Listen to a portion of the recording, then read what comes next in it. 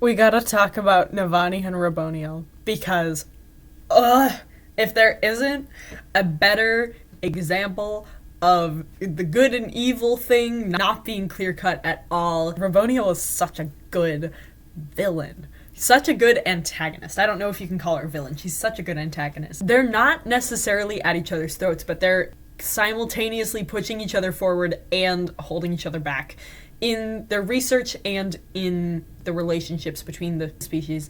I guess the weird thing is, if Navani did all of the things that Raboniel does, would we praise her for it? A lot of the things we would. I don't know about the whole enslaving all the humans, killing all the Radiants thing, but if the positions had been switched, Navani might be willing to do that. And I'd probably call her out for the whole slavery thing, but not everyone would, which just makes it so good. Raboniel and Leshwi are the two antagonists that I really think walk that line, the good and evil line, because from the perspective of the humans, you'd call them the enemy, and they do fight against humans, but they have respect for them.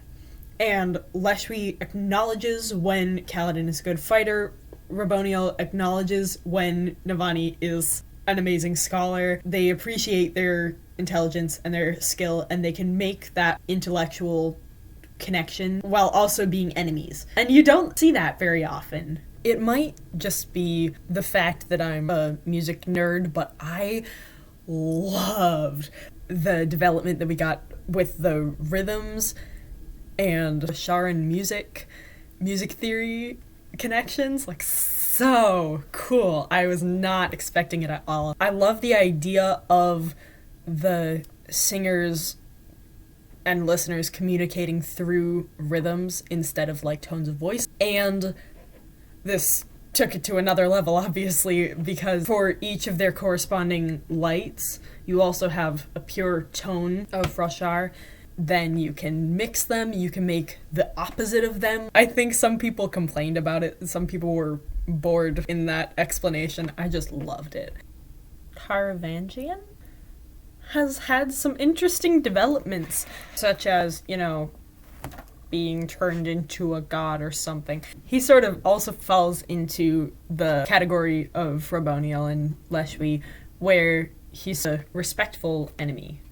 And he cares about Dalinar, which is going to be interesting, because after the end, he becomes Odium. And Dalinar decides not to use Kaladin as his champion. He's going to be his own champion. So this will be a duel between Dalinar and Taravangian. It's really interesting that his intelligence is inversely proportional to his empathy. I put that in like physics terms, but whenever he's on his smart days, he doesn't feel emotions as well. He doesn't understand others' emotions for sure.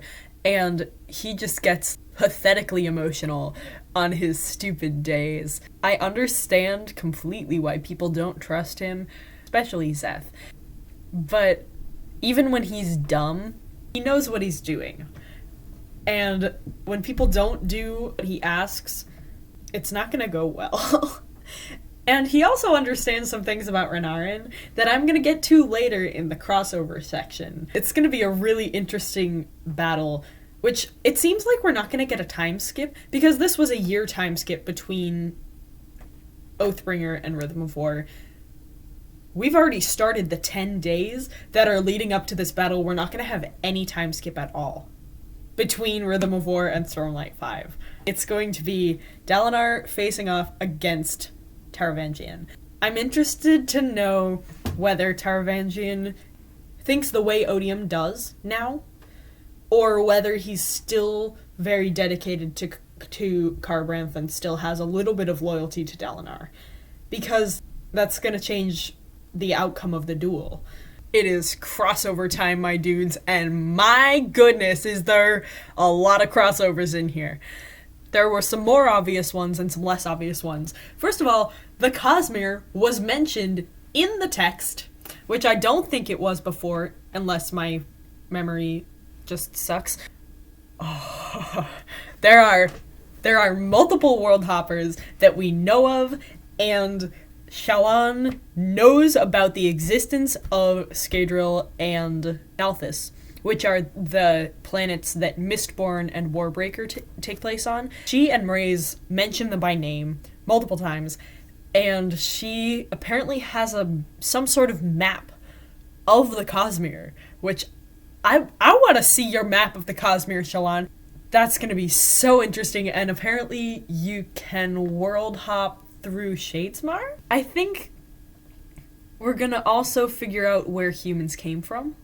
You have multiple references to the number 16, which we know that the number 10 has historically been important to the Stormlight Archive series, but there is a lot of 16 in here, which is an important number in Mistborn, such as the 16 Allomantic metals.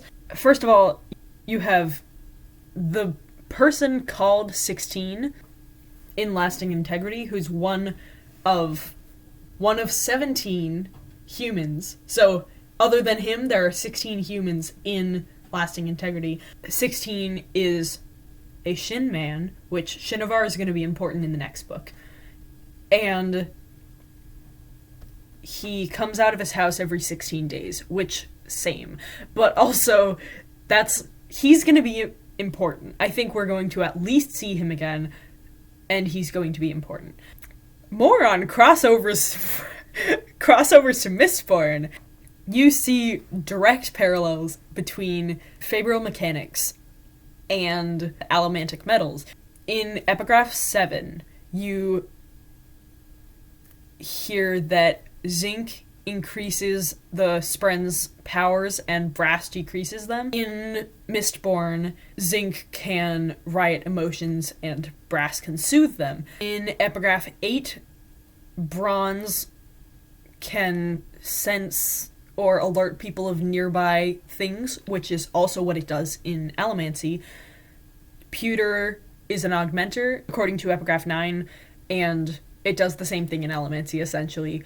It gives you more strength. In Epigraph 11, it says that iron attracts, which is also what it does in Mistborn, and they don't know what repels, but it's, spoiler alert, it's steel. They also mention aluminum as a way to lock other magic, which I think it clears your store of Allomantic metals in Mistborn.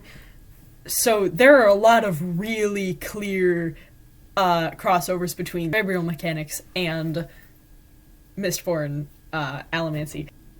I found some more. I have some theories now that there's groundwork for Allomancy on Roshar. There are a couple times where it's pretty obvious people are using Allomancy, and I'll point a couple of them out. Maybe the most obvious one is when Wit tells Kaladin the story about the dog and the dragon, which, that was such a wholesome scene and I loved it. So Wit has a little bubble that the storm can't reach, and I wasn't really able to figure out if it was slowing down time or speeding up time, which would be either cadmium or bendalloy for the metals, but we know Wit is a Mistborn.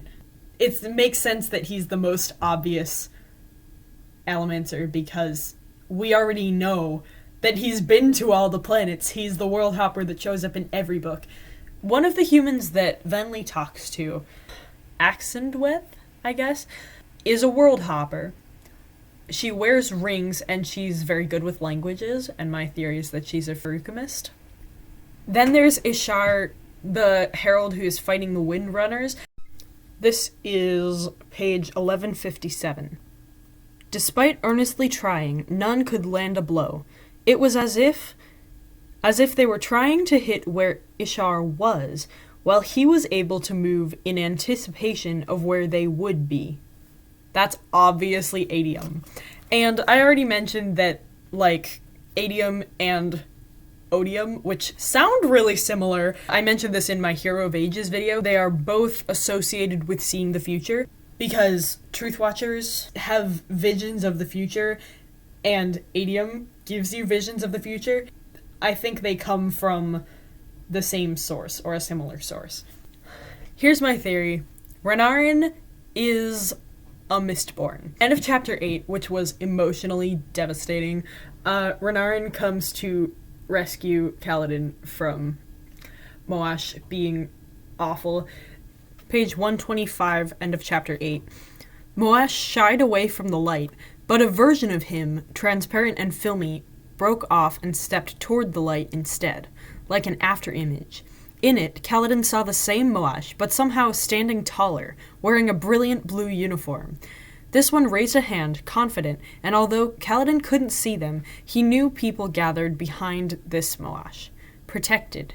Safe. So I don't know if Kaladin would be able to see Renarin's images.